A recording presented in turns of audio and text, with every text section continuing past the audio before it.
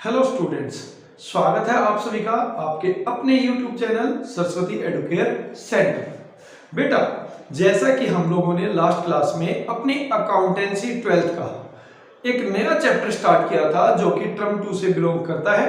Chapter का नाम था रिटायरमेंट ऑफ अ पार्टनर। और उस क्लास में बेटा हमने रिटायरमेंट ऑफ अ पार्टनर का सबसे पहला टॉपिक जिसका नाम है calculation of new profit sharing ratio and gaining ratio, वो हम लोगों ने कैलकुलेट कर लिया था। आज की इस क्लास में बेटा हमें सीखना है treatment of goodwill in case of retirement of a partner.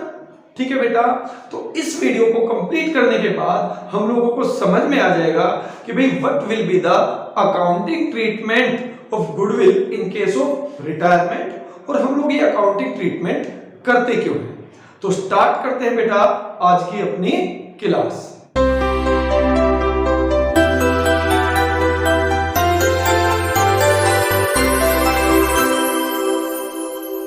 तो चलिए बेटा स्टार्ट करते हैं आज की क्लास।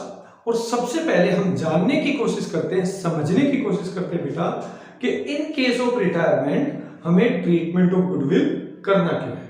ठीक है बेटा, इसको एक एग्जांपल की हेल्प से समझने की कोशिश करते हैं। मान लीजिए बेटा we have 3 partners named A B C, जिनका प्रॉफिट शेयरिंग रेशो बेटा 3, 2 और 1 है। ठीक है, अब अगर फर्म 60,000 प्रॉफिट कमा रही है तो इसका मतलब है बेटा ए को मिलेगा 30,000, बी को मिलेगा 20,000 और सी को मिलेगा 10,000। राइट। अब इसके बाद बी रिटायर हो जाता है बेटा, और बी रिटायर होने के बाद जो फर्म है वो ए और सी जो कि कंटिन्यूइंग पार्टनर है 3 और 1 की रेशो में ऑपरेट कर रहे हैं। ठीक है बेटा, और नेक्स्ट ईयर भी फर्म को जो है बेटा प्रॉफिट हो रहा है 60,000। तो इसका मतलब क्या है बेटा, इस बार जो फर्म को प्रॉफिट मिला 60,000 उसमें से ए को मिलेगा 45,000 और सी को मिलेगा बेटा 15,000। राइट, समझ में आ रहा है। तो इसका मतलब क्या है, इसका मतलब है बेटा कि बी के जाने से ए का प्रॉफिट 15,000 रुपए बढ़ गया है। ठीक है, और सी का प्रॉफिट 5,000 रुपए बढ़ गया है। ठीक है, इसी को आप ये कह सकते हो कि पहले जो बी का 20,000 प्रॉफिट था बेटा वो ए और सी ने परचेज कर लिया है। यानी बी का जो शेयर ऑफ प्रॉफिट है that is purchased by A and C. ठीक है, in the ratio 3:1, in the ratio 3:1। यानी बी के प्रॉफिट का हिस्से का 3/4 लिया है ए ने और 1/4 लिया है सी ने। यानी बी के जाने के बाद ए और सी को लाभ होना शुरू हो गया है, या बी का शेयर ए और सी ने परचेज कर लिया है। अब बेटा यहां पे अगर आप कुछ परचेज करते हैं तो उसके बदले आपको कुछ कंपनसेशन पे करना पड़ता है, कुछ अमाउंट आपको देना पड़ता है। ठीक है, तो वो अमाउंट ही गुडविल कहलाता है बेटा। उस अमाउंट को ही कहते हैं goodwill. Goodwill is the amount paid by the gaining partner to the sacrificing partners. तो यहां पर रिटायरमेंट में जो सैक्रिफाइसिंग पार्टनर है बेटा वो रिटायरिंग पार्टनर होता है, जैसे हमारे इस एग्जांपल में बी है, और उसने अपने प्रॉफिट का सैक्रिफाइस किया है जिसकी वजह से ए और सी को गेन हो रहा है। तो यहां पे ए और सी बी को कंपनसेट करेंगे in way of goodwill. That is why we need to make treatment of goodwill. Clear है बेटा। ये तो मैंने थोड़ा सा बताया कि यहां पे हम ट्रीटमेंट ऑफ गुडविल क्यों करते हैं, हम लोग क्यों सैक्रिफाइसिंग यानी रिटायरिंग पार्टनर को कंपनसेट करते हैं। अब बात करते हैं बेटा ट्रीटमेंट ऑफ गुडविल का। तो ट्रीटमेंट ऑफ गुडविल में जो 2 केस बनते हैं, पहला है when there is existing goodwill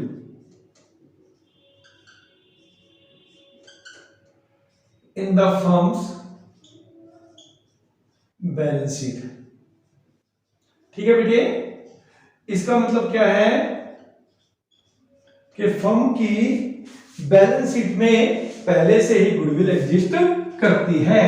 इसका मतलब क्या हुआ, देखिए बेटा समझिएगा, यहां पे हमारे पास एक बैलेंस शीट है जो किसकी है अभी फिलहाल, ए बी और सी की, ठीक है, जिसकी असेट साइड में, ठीक है, जिसकी असेट साइड में आपको गुडविल दे रखी है। ये गुडविल किसकी है बेटा, ए बी और सी की है। मान लीजिए इसकी वैल्यू है बेटा 1,20,000। तो पहला जो केस बनता है गुडविल के ट्रीटमेंट में, there is a existing goodwill in the firm's balance sheet. और ये ट्रीटमेंट बेटा सेम रहता है, चाहे जो क्वेश्चंस आपका change in profit sharing ratio आपने पहले भी किया है, एडमिशन ऑफ अ पार्टनर हो, रिटायरमेंट हो या फिर डेथ ऑफ अ पार्टनर हो, if there is a existing goodwill in the balance sheet of the firm, तो उस केस में हमें क्या करना है, सबसे पहले जो हमारी एग्जिस्टिंग गुडविल है यानी 1,20,000, ये पुरानी फर्म की गुडविल है बेटा, तो इसको हमें सबसे पहले राइट ऑफ कर देना है।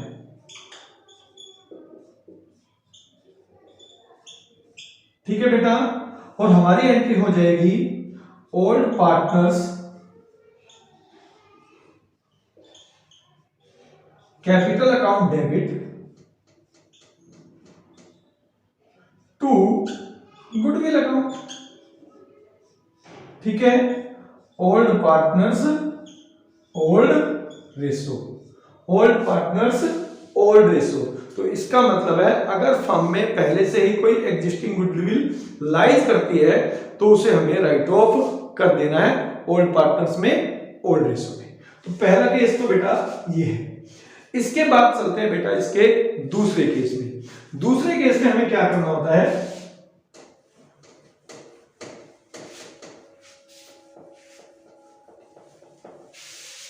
मान लीजिए ए बी सी 3:1 में पार्टनर्स है बेटा, बी रिटायर होता है, ठीक है, और पार्टनर्स के जो न्यू प्रॉफिट शेयरिंग रेशियो है बेटा वो है 3:1।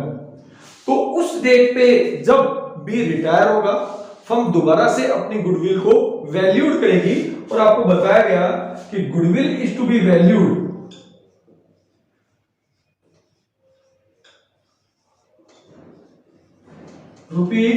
₹90,000,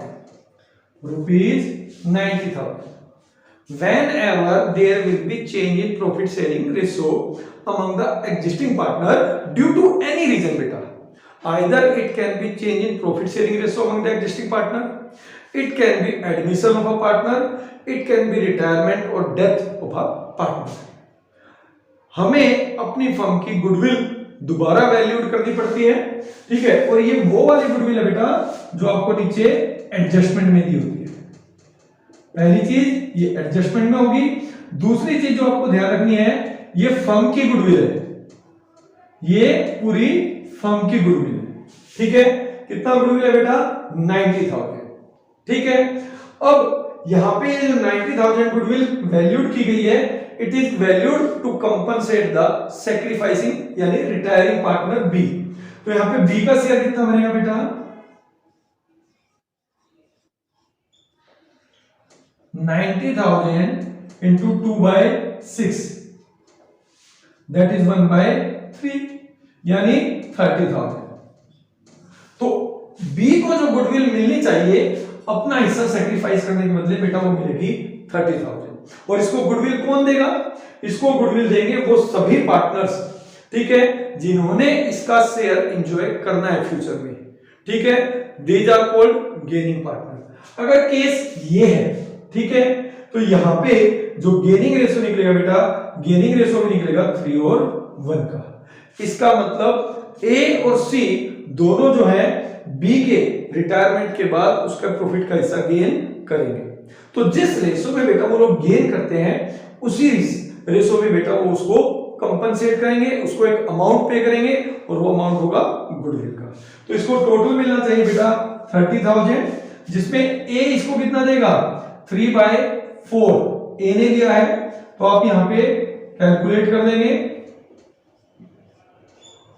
ठीक है, दैट इज 22,500 500 और सी कितना देगा बेटा 30,000 का 1/4 देगा, दैट इज 7,500। ठीक है बेटा, जिस रेशो में गेनिंग पार्टनर रिटायरिंग पार्टनर का शेयर गेन करते हैं, जिसको हमने गेनिंग रेशो भी कहा था, जो हमने लास्ट क्लास में कैलकुलेट करना सीखा था। अगर आपने अभी तक नहीं सीखा है तो मेरी लास्ट वीडियो देखिएगा, उसमें मैंने बड़े अच्छे तरीके से आपको एक्सप्लेन किया है बेटा कि कैसे हम न्यू रेशो और गेनिंग रेशो कैलकुलेट करते हैं। तो यहाँ पे हमने गेनिंग रेशो निकाल लिया और उसके बाद हमने बी का जो शेयर ऑफ गुडविल बनता है वो गेनिंग पार्टनर्स में बता दिया कि कैसे कौन पार्टनर कितना गुडविल पे करेगा। तो यहाँ पे एंट्री बनती है बेटा गेनिंग पार्टनर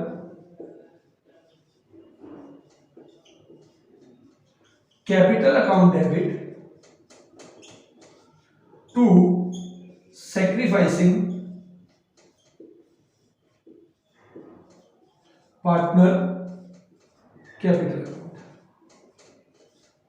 ठीक है, ऑब्वियस सी बात है, इन गेनिंग रेशो जो पार्टनर जितना हिस्सा बेटा गेन करेगा।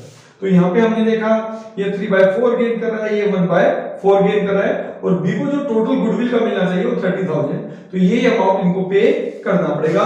तो यहां पे एंट्री हो जाएगी बेटा A's capital account debit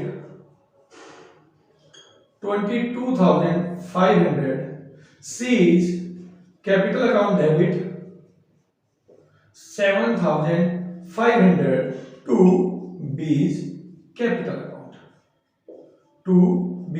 capital account that is 30,000।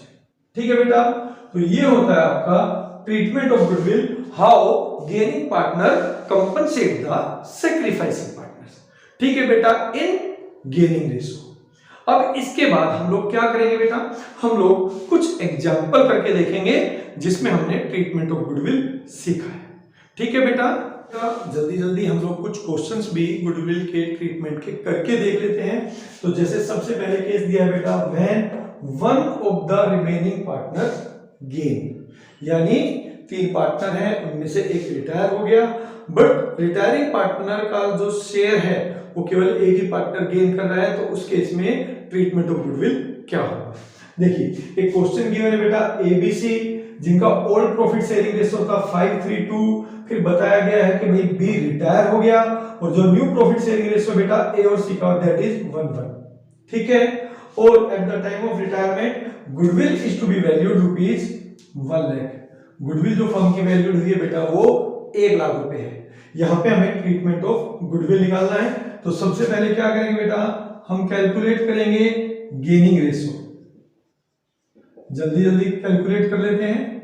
ठीक है बेटा, और गेनिंग रेशियो का फॉर्मूला होता है न्यू रेशियो माइनस में ओल्ड रेशियो।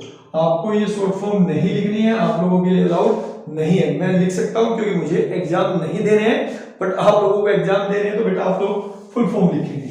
ठीक है, तो सबसे पहले कैलकुलेट करते हैं ए का बेटा न्यू रेशियो है 1/2 और ओल्ड रेशियो था 5/10। 5/10 दैट इज 1/2, मतलब पहले भी उसको हाफ मिलता था और फ्यूचर में भी उसको हाफ मिलेगा। तो इसने ना तो कोई गेन किया ना कोई सैक्रिफाइस किया। अब बात करते हैं बेटा सी का जो न्यू रेशियो है बेटा वो है 1/2 और जो इसका ओल्ड रेशियो है वो है बेटा 2/10। तो ये हो जाएगा बेटा 5 - 2 अपॉन में 10 दैट इज 3/10। यानी बी ने जितना भी सैक्रिफाइस किया वो सब बेटा किसको मिला, सी को। तो C is the only gaining partner, so C will compensate the B by providing sufficient goodwill. और फर्म की गुडविल कितनी है बेटा 1 लाख रुपीज। तो यहाँ पे बी का शेयर गुडविल में कितना होगा वो कैलकुलेट कर लेते हैं। वो होगा बेटा 1 लाख का 3/10 दैट इज 30,000। अब यहां पे ध्यान ये रखना है क्योंकि बी का शेयर केवल सी ने लिया है, C will enjoy his share in future, तो C will only the partner who will compensate B. तो यहां पे बेटा एंट्री हो जाएगी C's capital account debit to B's capital account debit. C is capital account debit 30,000 to B's capital account 30,000। ठीक है, यहां पे एडजस्टमेंट एंट्री मेड आ जाएगा। तो this is how we make treatment when only one of the remaining partner gain. इसके बाद बेटा एक और क्वेश्चन करेंगे, फिर उसके बाद एक और भी क्वेश्चन करना है, बने रहिए एंड तक। तो बेटा ये नेक्स्ट केस है जिसमें देखिए क्या हुआ है, when all the remaining partners gain, means जो पार्टनर रिटायर हो रहा है उसका प्रॉफिट का शेयर जो कंटिन्यूइंग पार्टनर है वो सभी गेन कर रहे हैं। ठीक है, जैसे कि एक केस आपके पास है, ए बी सी पार्टनर्स हैं जिनका ओल्ड प्रॉफिट शेयरिंग रेशियो था बेटा 2:1। सी रिटायर हुआ and A took 1/4 of his share and B took 3/4 of his share. यानी ए और बी ने सी का जो शेयर गेन किया है बेटा वो 1:3 में किया है, 1 और 3 की रेशियो में किया है, और ये 1 और 3 इसके गेनिंग रेशियो ही है बेटा, इसके गेनिंग रेशियो ही है। ठीक है, तो इसका मतलब जिस रेशियो में इन्होंने गेन किया है उसी रेशियो में ये लोग सी को कंपनसेट करेंगे। ठीक है, और goodwill is to be valued ₹1,60,000। अब आपको करना क्या है, सबसे पहले जो रिटायरिंग पार्टनर है उसका शेयर ऑफ गुडविल निकालना है, क्योंकि तो बेटा फर्म की गुडविल होती है। तो यहां पे सी शेयर ऑफ गुडविल निकालोगे,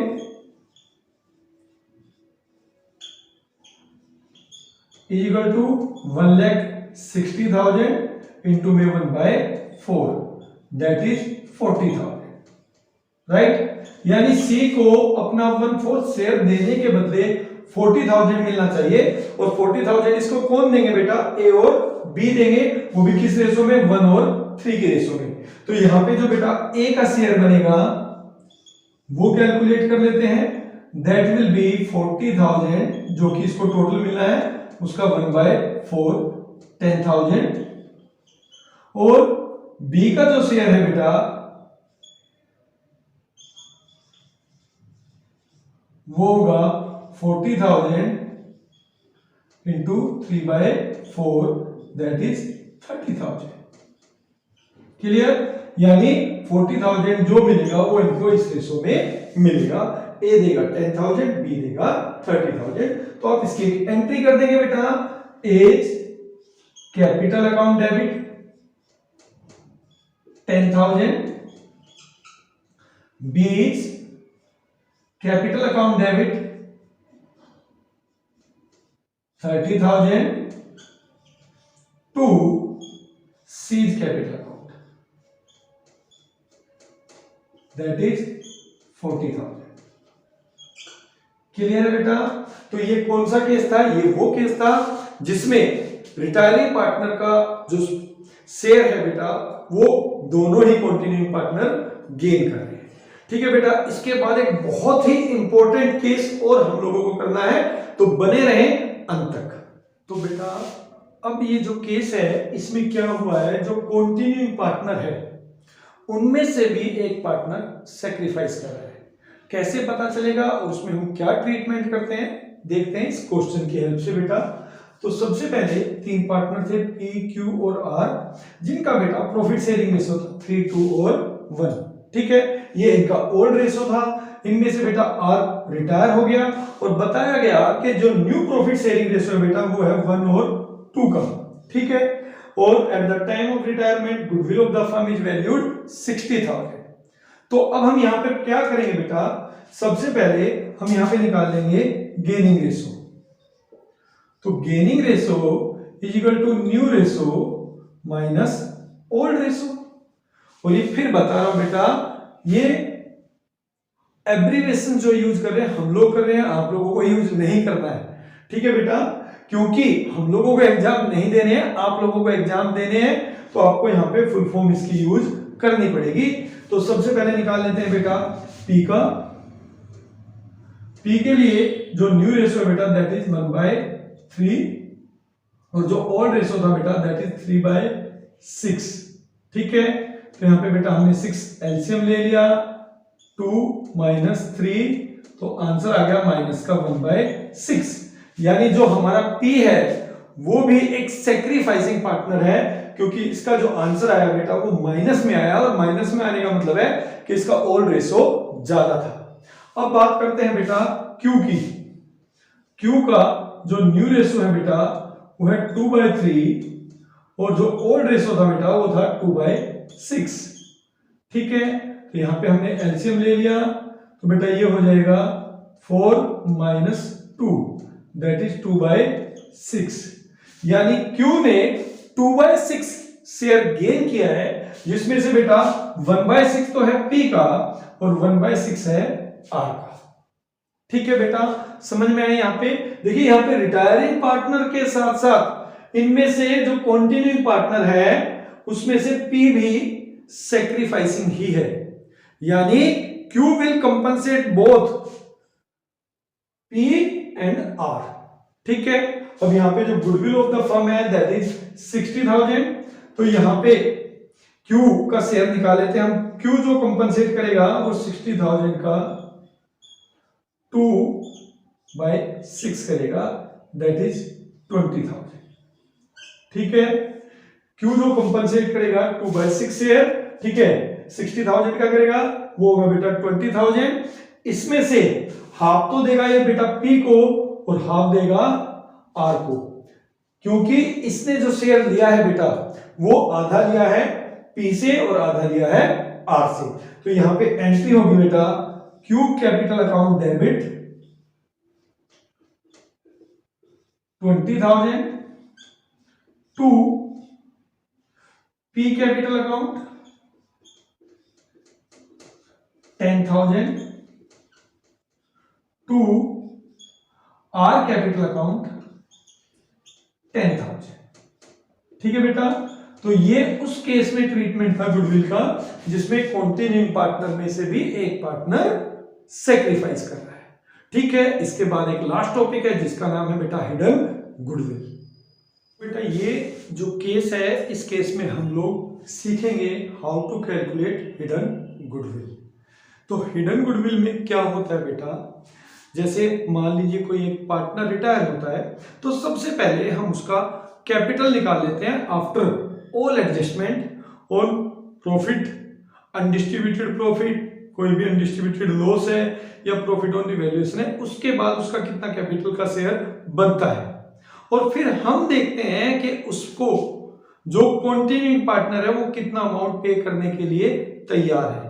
इन case amount agreed to pay by continuing partner is more than his share of capital after all the adjustment except goodwill. तो वो जो डिफरेंस होता है बेटा, उस डिफरेंस को कहते हैं हम गुडविल, वो उसकी गुडविल का होता है। मतलब मान जैसे एक क्वेश्चन देख करके ही देखते हैं बेटा, ए बी और सी पार्टनर्स हैं 3, 2 और 1 बी। इनमें से बेटा बी रिटायर हो गया और बी का जो कैपिटल है after making adjustment for reserve and profit on revaluation is ₹2,40,000। But A और सी उसको कितना पे कर रहे हैं बेटा, 2,80,000।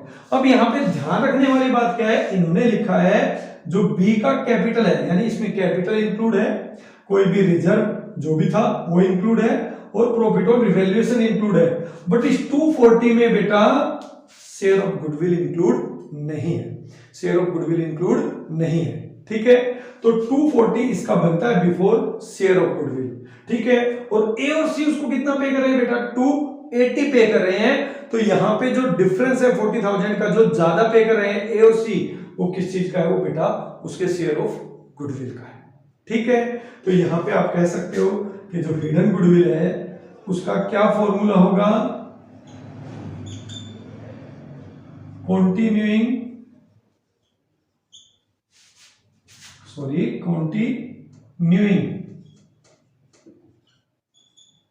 partners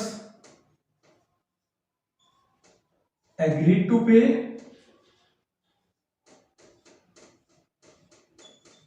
less B share, sorry B तो नहीं लिखेंगे हम लोग यहाँ पे, हम लोग लिखेंगे यहां पे retiring partner shares, partners share of capital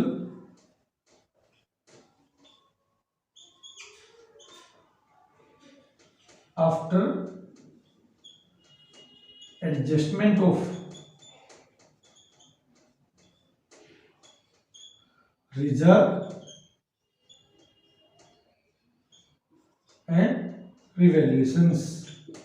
ठीक है, तो जैसा कि इसकी बात करें तो कंटिन्यूइंग पार्टनर्स एग्री टू पे 2,80,000 और उसका जो बनता है वो बनता है 2,40,000।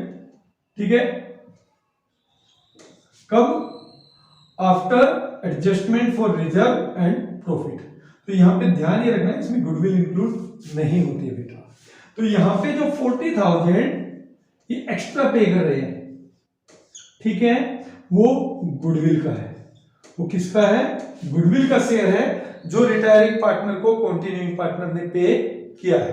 ठीक है, तो यहां पे जो 20 शेयर्स ऑफ गुडविल है वो कितना है बेटा? 40,000 है। और ये इसको गेनिंग पार्टनर्स ने दिया होगा बेटा। और यहाँ पे कुछ नहीं लिखा, केवल इतनी इंफॉर्मेशन है। तो यहाँ पर गेनिंग रेशो भी कितना होगा? 3 और 1 का रेशो होगा, क्योंकि पहला केस है ये। ठीक है, तो गेनिंग रेशो होगा बेटा 3 और 1 का। तो यहाँ पे एंट्री हुई होगी A's capital account debit, C's capital account debit, यहां पर बेटा 30,000, यहां पर 10,000 टू बीज कैपिटल अकाउंट,